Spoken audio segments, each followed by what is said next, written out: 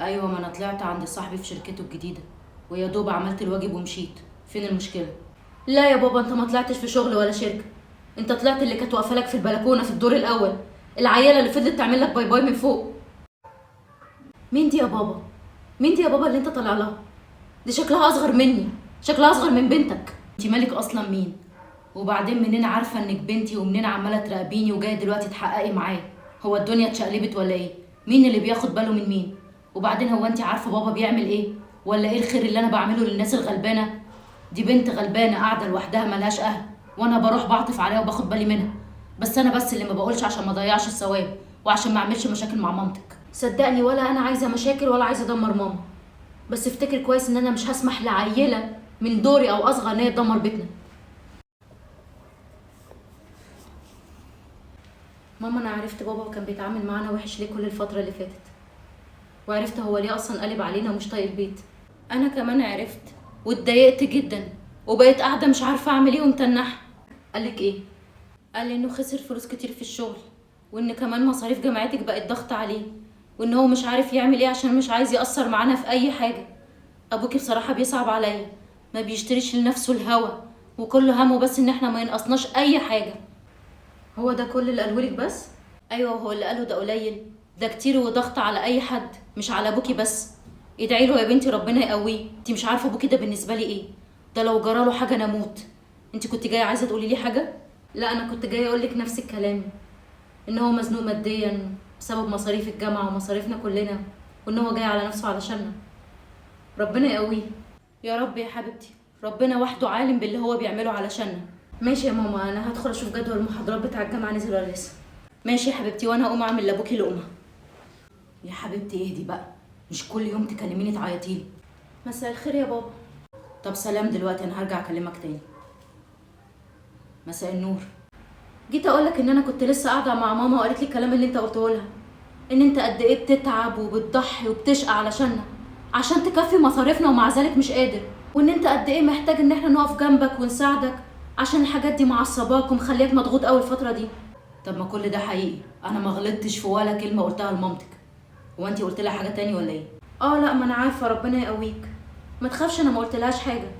انا جايه اقولك انت، انا لو للحظه حسيت ان انت جاي على ماما او بتعاملها وحش او متعصب او ايا كان، او تتلكك لاي سبب في البيت عشان تطفش وتروح للبنت التانية، انا هاخد ماما هيله بيله من ايديها واحكي لها كل حاجه، واوديها لغايه تحت العماره بتاعتها واطلعها لغايه البنت فوق. انا اكيد من نفسي عمري ما هاجي على اي حاجه تخصك او تخص مامتك او تخص البيت.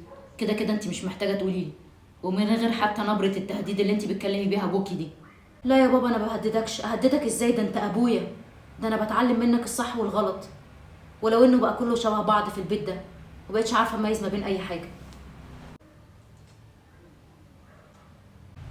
مالك يا ماما، في ايه؟ هيكون في ايه؟ باباكي بيتعامل وحش جدا، بيعاملني اسوأ معامله، طول الوقت مش طايقني ولا طايق لي اي كلمه، بيتعصب على اي حاجه بقولها. عمره ما كان كده معايا، ده طول الوقت كان بيعاملني احسن معامله.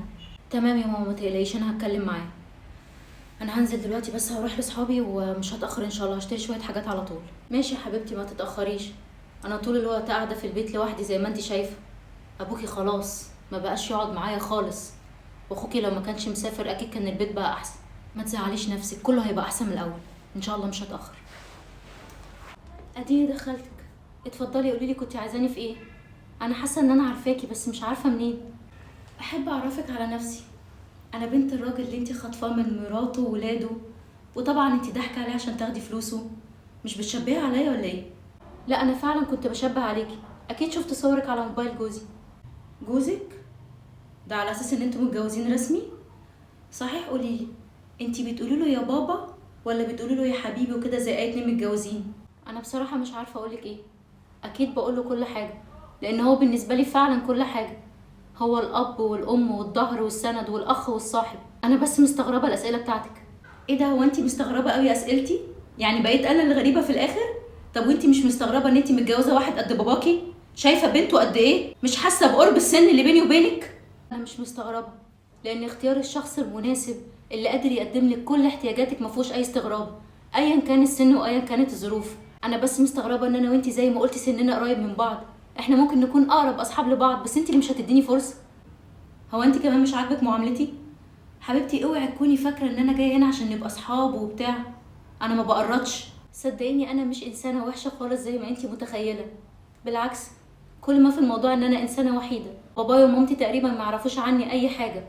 هما الاتنين اتطلقوا وكل واحد اتجوز تاني، ومن ساعتها محدش فيهم فاكرني. كل ما في الموضوع ان انا فعلا محتاجه لوجود باباكي في حياتي. هو بالنسبه لي كل حاجه. انا فعلا بحس معاه بالامان. صدقيني انا مش عايزه اعمل مشاكل ولا عايزه اي حاجه وحشه لاي حد. ايه ده، تصوري ان انا اتاثرت؟ لا بجد، انا حاسه ان انا قمه في الانانيه. ده انا حتى بفكر ان انا الف بابا في فيونكه واجيبهولك لغايه عندك هديه، واقول لك مبروك عليكي. انا وماما واخويا مستغنيينك عنه.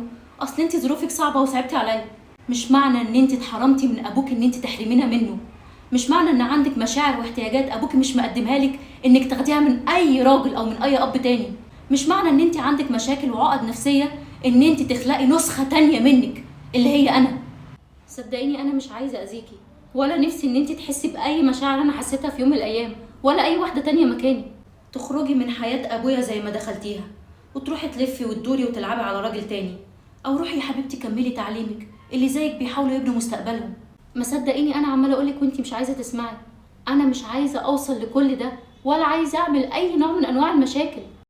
بقولك ايه، خلي شغل الدلع والسهوكه ده على ابويا، انما انا مش هيدخل عليا. انا ممكن اجيلك هنا في العماره وافضحك قدام الناس كلها، وهجيب امي لغايه عندك هنا وهخليها تشوفك بنفسها. وشوفي بقى لما بابا يعرف ان ماما عرفت هيختارك انت ولا يختارها. طب وليه كل ده؟ انت ما شفتيش مني اي حاجه وحشه على فكره، ومن ساعه ما دخلتي وانا سايباكي تتكلمي بالطريقه اللي انت عايزاها، ولو ان طريقتك كلها مش مناسبه. انا خلصت كلام اللي عندي، وافتكري الوش ده كويس قوي عشان انت هتشوفيني كتير. وصحيح بيهتم بمنظرك شويه. مش معقول ان الانسان يبقى ولا مبادئ ولا قيم ولا اخلاق ولا حتى منظر. انت لو شفتي امي ست الستات.